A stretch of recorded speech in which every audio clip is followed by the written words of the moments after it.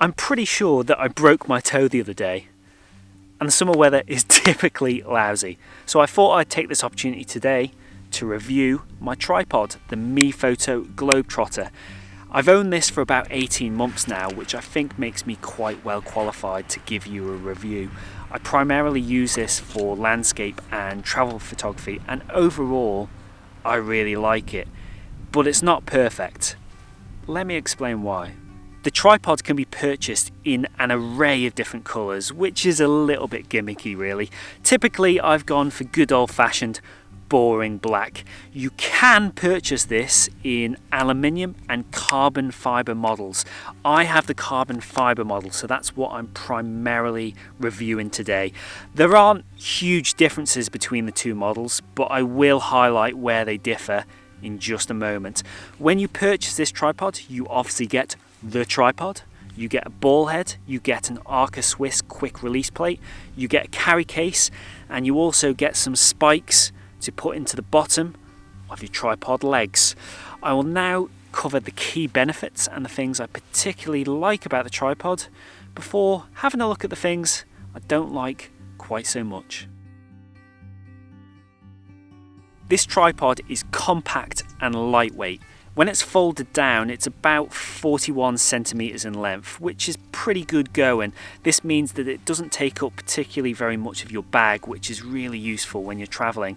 In terms of weight, it's 1.68 kilograms, which is pretty good going. There's certainly lighter options out there on the market, but this tripod looks to find a happy medium between weight and sturdiness.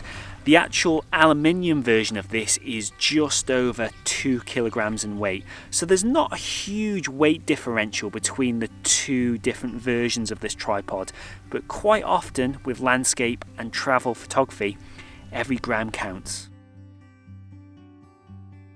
This is very good value. In terms of cost, the actual carbon fibre version, I think you can get it for about £330 at the moment, whereas the aluminium version is £190.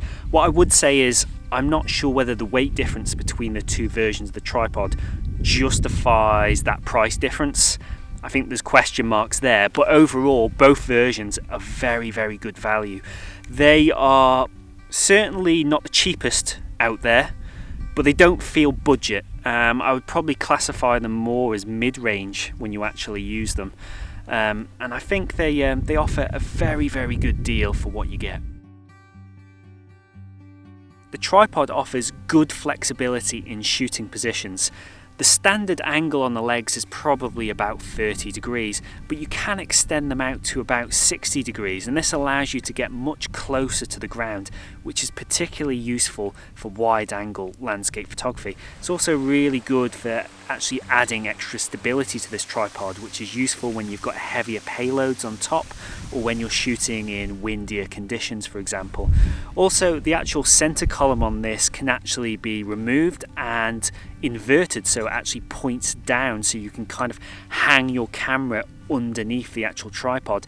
This is very, very useful for macro shooting, and in landscape scenarios it's actually really good for getting up close and personal right into the foregrounds.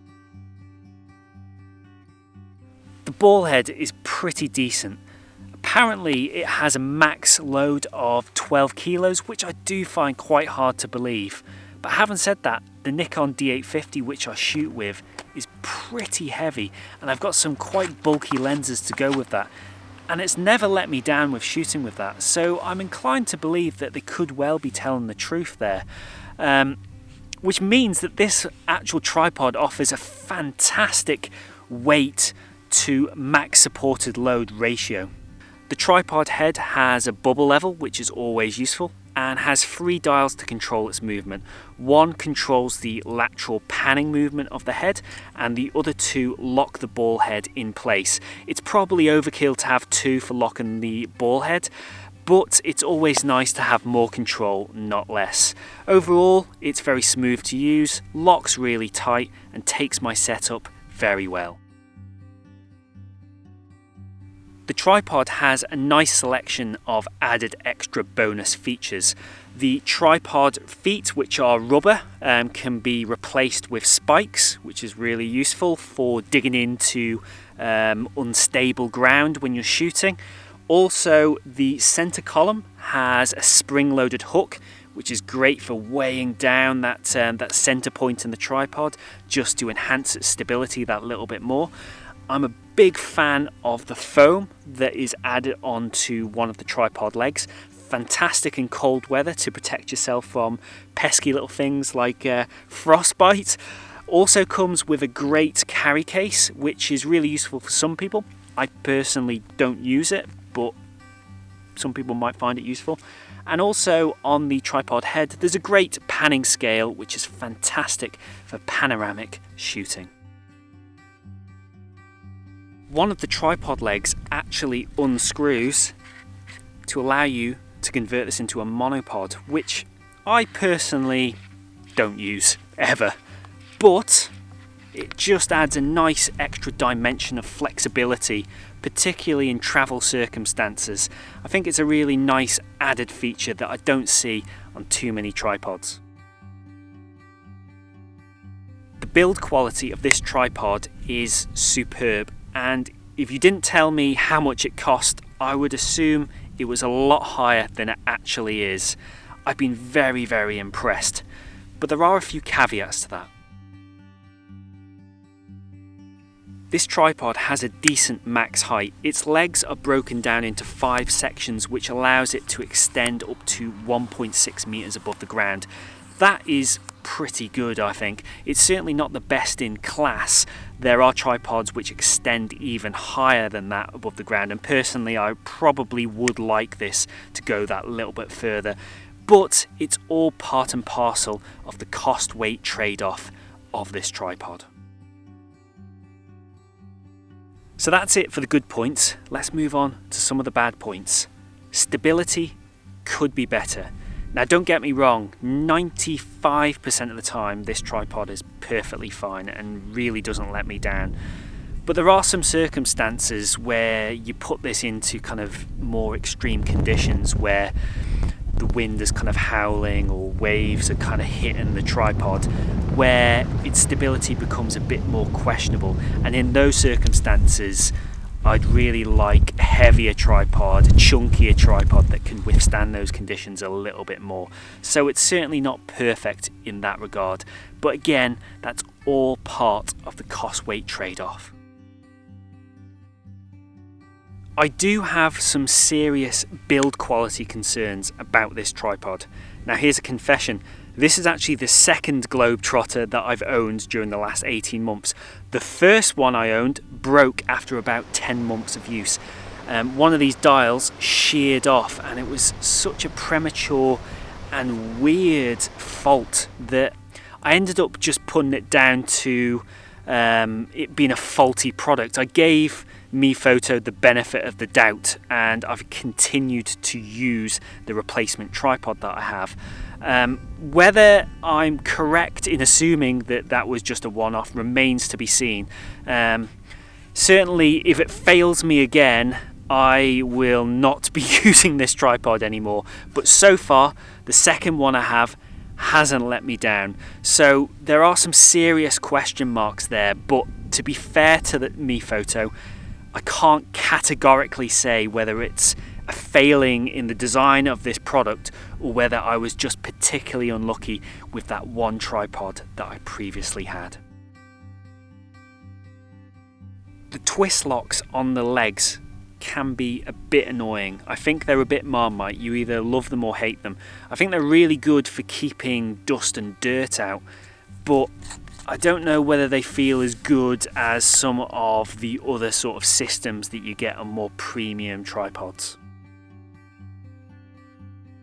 The tripod feet are useless. They really are. When I first purchased this, they kept on unscrewing themselves and falling out all the time, and I actually lost one of the original rubber feet on this. It just unscrewed itself without me even noticing, which was really annoying. But now I've got the opposite problem. Now that I've been using this for a little while, The actual tripod feet are really hard to unscrew now because kind of rust has kind of taken its toll, and I don't know whether that's just a failing of my maintenance or whether it's a sort of a problem in the design of this tripod, but now I struggle to get some of these feet off. Two of them come off fine, but one of them is a real struggle, which is quite annoying when I want to put the actual spiked feet onto this. Finally, the spirit level is pretty much impossible to see when you've actually got a camera mounted on top of this. So yeah, fairly useless design there. In conclusion, I think this is a great value tripod which is really easy to use and has a good range of features, which makes it quite attractive for photographers that are looking to get a little bit more serious with the landscape photography. I still do have serious concerns about the build quality though. It hasn't let me down a second time with the shear problem on the ball head dial, but it's always in the back of my mind, and yeah, it continues to concern me somewhat. I do feel that for pros where weight and cost are not that much of a concern, then I don't think this tripod is worth considering. I think there are better options out there on the market. I'm going to continue to use this tripod, but in the weeks and months ahead I am going to start looking for a secondary tripod. Two reasons for that. As we go into the autumn and winter season ahead, I know it sounds really far away, but it really isn't. I really want to have another tripod to give me that extra stability in stormy conditions. But also the secondary reason is I am still concerned that this might let me down again, so I need to have a good backup tripod just in case this dies. So thanks very much for watching today. If you've got any thoughts or experiences with the MePhoto Globetrotter, then pop them down below in the comments. I'll be really interested to see those. And if you do have any suggestions on what my new tripod could be in the weeks and months ahead, I'd be particularly interested to hear your thoughts, because the world of tripods can be a very confusing place. I'll hopefully see you again soon, where my toe will be a little less broken and the weather will be a little less shit. Take care.